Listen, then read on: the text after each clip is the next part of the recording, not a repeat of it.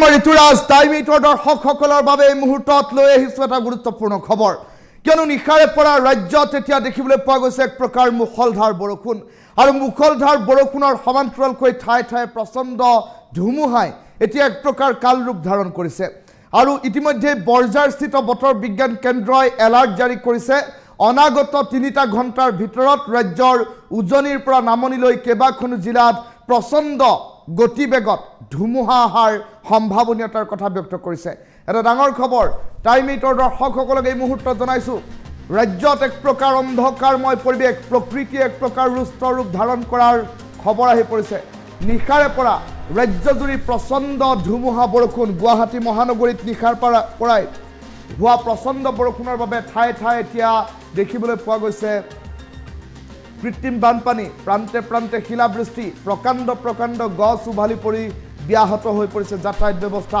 বিদ্যুতৰ খুঁটা পৰ্যন্ত ঠায়ে ঠায়ে বাগৰাৰ খবৰ আহি পৰিছে আৰু অনাগত ৩টা ঘণ্টাত ৬০ কিলোমিটাৰ গতিবেগত ধুমুহা অহাৰ সম্ভাৱনীয়তা বতৰ বিজ্ঞান কেন্দ্ৰই ইতিমধ্যে সন্দৰ্ভত জাৰি কৰিছে য়েলো এলাৰ্ট উজনি নামনি সকলোতে ধুমুহাৰ বাবে জাৰি কৰা হৈছে এলাৰ্ট এই মুহূৰ্তৰ এটা ডাঙৰ খবৰ এই মুহূৰ্তত জনাই আছোঁ নামনি অসমত প্ৰচণ্ড বৰষুণৰ লগতে আহিব পাৰে ধুমুহা বৰাক উপত্যকাটো বিজুলী ঢেৰেকনিৰ বাবে এলাৰ্ট জাৰি কৰা হৈছে আৰু কেইবাখনো জিলা ইতিমধ্যে বিজুলী ঢেৰেকনিৰ বাবে স্পৰ্শকাতৰ ঘোষণা কৰা হৈছে এই মুহূৰ্তৰ এটা গুৰুত্বপূৰ্ণ খবৰ টাইম এইটৰ দৰ্শকসকলৰ বাবে জনাই আছোঁ নিশাৰে পৰা ৰাজ্যজুৰি প্ৰচণ্ড ধুমুহা বৰষুণ আৰু নিশাৰে পৰা ৰাজ্যত মুখলধাৰ ধুমুহা বৰষুণ অনাগত ৩ ঘণ্টাত ৬০ কিলোমিটাৰ গতিবেগত ধুমুহা অহাৰ সম্ভাৱনীয়তা আৰু সমান্তৰালকৈ দেখিবলৈ পোৱা গৈছে নিশাৰে পৰা ঠায়ে ঠায়ে হোৱা মুখলধাৰ বৰষুণৰ বাবে প্ৰকাণ্ড গছ উভালি পৰিছে মাটি কোমল হৈ গছ উভালি পৰাৰ খবৰ আহি পৰিছে আৰু প্ৰচণ্ড ধুমুহাত বিদ্যুতৰ খুঁটা পৰ্যন্ত বাগৰি পৰাৰ খবৰ আহি পৰিছে আৰু পুৱাৰ ভাগলৈকে এই মুহূৰ্তলৈকে বাতৰি সম্প্ৰচাৰ কৰা সময়লৈকে বৰষুণ কিন্তু অব্যাহত আছে আৰু গুৱাহাটী মহানগৰীত নিশাৰে পৰা হোৱা মুখলধাৰ বৰষুণৰ বাবে ঠায়ে ঠায়ে কৃত্ৰিম বানপানীৰ খবৰ আহি পৰিছে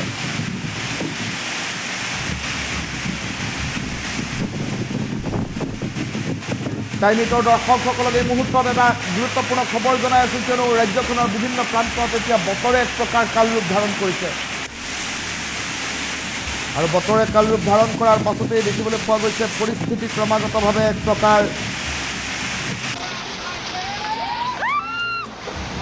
হাহাকাৰ কৰিবলগীয়া হৈছে ধুমুহাৰ বাবে সৰ্বসাধাৰণ জনতাই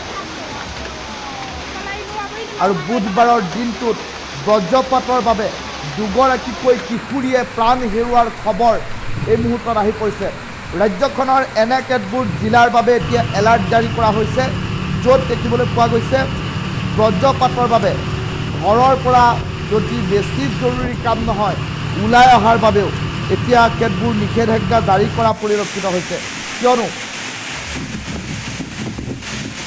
কালিৰ দিনটোত অৰ্থাৎ বুধবাৰৰ দিনটোত বজ্ৰপাতৰ বাবে দুগৰাকীকৈ কিশোৰীয়ে প্ৰাণ হেৰুৱাইছে ইয়াৰে এগৰাকী যুৱতীয়ে বিদ্যালয়লৈ গৈ থকাৰ অৱস্থাতে বজ্ৰ পৰি মৃত্যু হোৱাৰ বাতৰি আহি পৰিছে আৰু আন এগৰাকী যুৱতীয়ে ঘৰৰ বাহিৰত বাচন ধুই থাকোঁতে বজ্ৰ পৰি মৃত্যু হৈছে বুলি খবৰ আহি পৰিছে তেনে পৰিপ্ৰেক্ষিতত এতিয়া ভয়ংকৰ পৰিস্থিতিৰ সৃষ্টি হৈছে মুখলধাৰ বৰষুণৰ সমান্তৰালকৈ ধুমুহা শিলাবৃষ্টি আৰু বজ্ৰপাতে যথেষ্ট আতংকিত কৰিছে সৰ্বসাধাৰণ জনতাক আৰু নিশাৰে পৰা হোৱা মুখলধাৰ বৰষুণৰ বাবে এতিয়া গুৱাহাটী মহানগৰীৰ প্ৰান্তে প্ৰান্তে কৃত্ৰিম বানপানীৰ সৃষ্টি হৈছে আৰু আনফালে দেখিবলৈ পোৱা গৈছে বজ্ৰপাতৰ বাবে এলাৰ্ট জাৰি কৰাৰ খবৰ এই মুহূৰ্তত আহি পৰিছে বৰঝাৰস্থিত বতৰ বিজ্ঞান কেন্দ্ৰই ইতিমধ্যেই বজ্ৰপাতৰ বাবে এলাৰ্ট জাৰি কৰিছে কালিৰ দিনটোত বদৰপুৰত এগৰাকী যুৱতীয়ে বিদ্যালয়লৈ পাঠদানৰ বাবে গৈ থকাৰ অৱস্থাতেই বজ্ৰপাত পৰি আগবাটতে নিহত হোৱাৰ খবৰ আহি পৰিছে আনফালে বৈঠালাংচুৰ এগৰাকী যুৱতীয়ে ঘৰৰ বাহিৰত বাচন বৰ্তন ধুই থকাৰ অৱস্থাতে বজ্ৰ পৰি মৃত্যু হোৱাৰ বাতৰি আহি পৰিছে আৰু আনফালে দেখিবলৈ পোৱা গৈছে বৈঠালাংচুৰ এটা প্ৰান্তত এখন বিদ্যালয়ত পাঠদান চলি থাকোঁতে ধুমুহাই বিদ্যালয়খনৰ টিঙৰ চালি আৰু বেৰ উৰুৱাই লৈ যোৱাৰ খবৰ আহি পৰিছে সমান্তৰালকৈ প্ৰকৃতিয়ে এক প্ৰকাৰ ৰুষ্ট ৰূপ ধাৰণ কৰিছে আৰু তেনে পৰিপ্ৰেক্ষিতত এতিয়া যদি অধিক জৰুৰী কাম নাথাকে তেনেহ'লে ঘৰৰ পৰা বাহিৰলৈ ওলাবলৈ এক প্ৰকাৰ মানা কৰিছে এতিয়া বতৰ বিজ্ঞান কেন্দ্ৰই, কিয়নো পৰিস্থিতি এতিয়া ক্ৰমাগতভাৱে স্পৰ্শকাতৰ হৈ পৰাৰ খবৰ এই মুহূৰ্তত আহি পৰিছে। এটা ডাঙৰ খবৰ টাইম এইটৰ দৰ্শকসকলক এই মুহূৰ্তত জনাই আছোঁ, কিয়নো প্ৰকৃতিয়ে এক প্ৰকাৰ কাল ৰূপ ধাৰণ কৰিছে আৰু প্ৰচণ্ড ধুমুহা বৰষুণৰ সমান্তৰালকৈ শিলাবৃষ্টি আৰু বজ্ৰপাতে এক প্ৰকাৰ শংকাময় পৰিৱেশৰ সৃষ্টি কৰিছে আৰু তাৰ মাজতে দেখিবলৈ পোৱা গৈছে অনাগত 3টা ঘণ্টাত প্ৰতি কিলোমিটাৰ 60 কিলোমিটাৰ গতিবেগত প্ৰচণ্ড ধুমুহা অহাৰ সম্ভাৱনীয়তাৰ কথা ব্যক্ত কৰা হৈছে আৰু নিশাৰে পৰা ধাৰাবাহিকভাৱে ধাৰাসাৰ বৰষুণ অব্যাহত আছে। উজনি নামনিৰ বিভিন্ন প্ৰান্তৰ সমান্তৰালকৈ গুৱাহাটী মহানগৰীত এই পৰ্যন্ত ধাৰাসাৰ বৃষ্টিপাত হৈ থকাৰ বাবে ঠায়ে ঠায়ে কৃত্ৰিম বৰষুণ, কৃত্ৰিম বানপানীৰ খবৰ এই মুহূৰ্তত আহি পৰিছে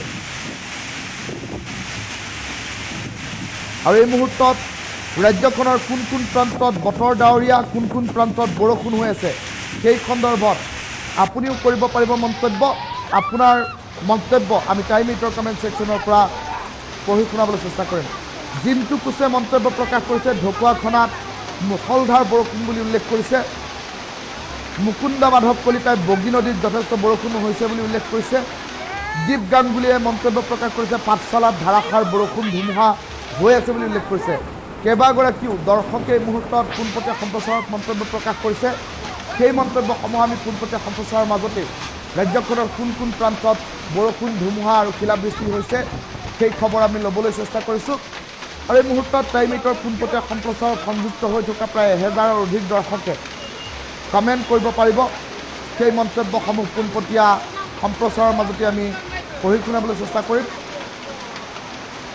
এটা গুৰুত্বপূৰ্ণ খবৰ এই মুহূৰ্তত টাইম এইটৰ দৰ্শকসকলক জনাই আছোঁ, কিয়নো ৰাজ্যত এক প্ৰকাৰ অন্ধকাৰময় পৰিৱেশে বিৰাজ কৰাৰ খবৰ আহি পৰিছে। প্ৰান্তে প্ৰান্তে প্ৰচণ্ড শিলাবৃষ্টি আৰু ধুমুহাৰ বাবে এতিয়া আতংকময় পৰিৱেশে বিৰাজ কৰাৰ খবৰ আহি পৰিছে।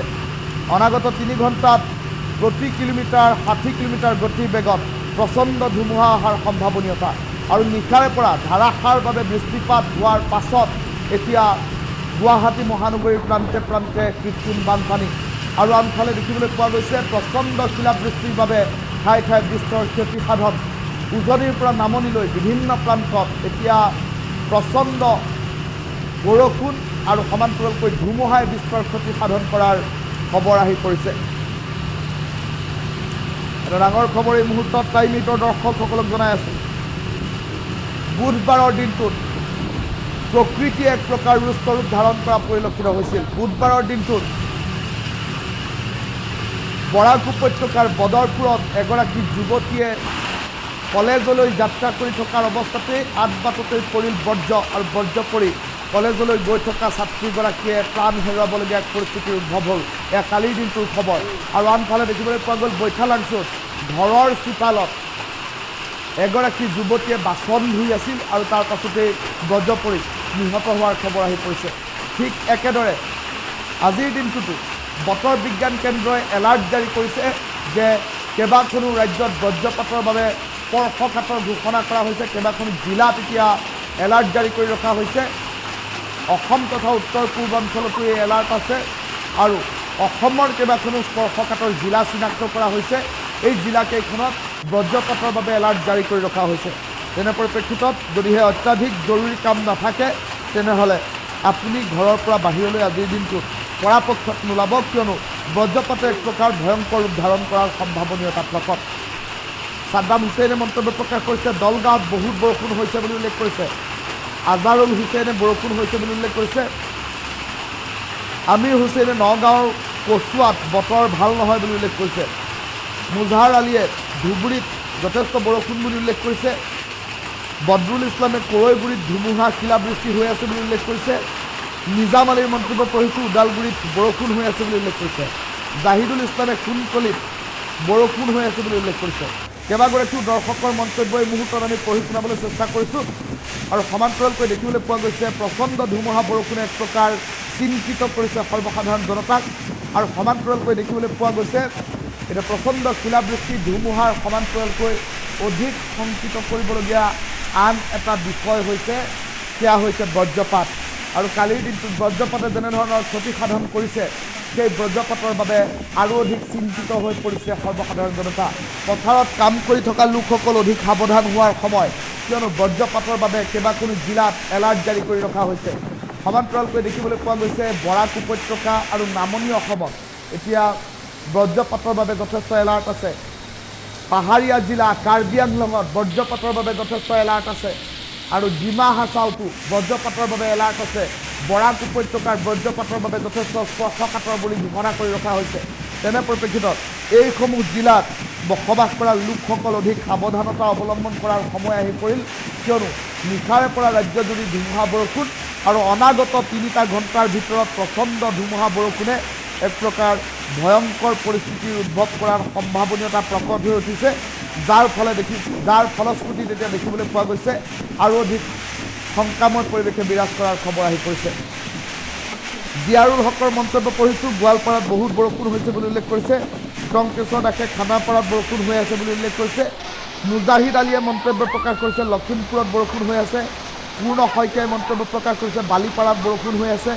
ভৱেশ দাসে মন্তব্য প্ৰকাশ কৰিছে সোণাপুৰত বতৰ ভাল নহয়। বদৰুল ইছলামে কৰৈগুৰিৰ কথা উল্লেখ কৰিছে। পলাশ পায়েঙে মন্তব্য প্ৰকাশ কৰিছে লখিমপুৰত বৰষুণ হৈ আছে। কেইবাটাও প্ৰান্তৰ পৰা বহু দৰ্শকে এই মুহূৰ্তত মন্তব্যসমূহ প্ৰকাশ কৰিছে। সেই মন্তব্যসমূহ আমি পঢ়ি শুনাবলৈ চেষ্টা কৰিছোঁ আৰু এই মন্তব্যসমূহ বিভিন্ন প্ৰান্তৰ পৰা বহু দৰ্শকে উল্লেখ কৰিছে। ৰাজ্যখনৰ বিভিন্ন প্ৰান্তত বতৰে কেনেধৰণৰ ৰূপ ধাৰণ কৰিছে সেই খবৰ এই মুহূৰ্তত টাইমিটৰ দৰ্শকসকলক জনাই আছোঁ।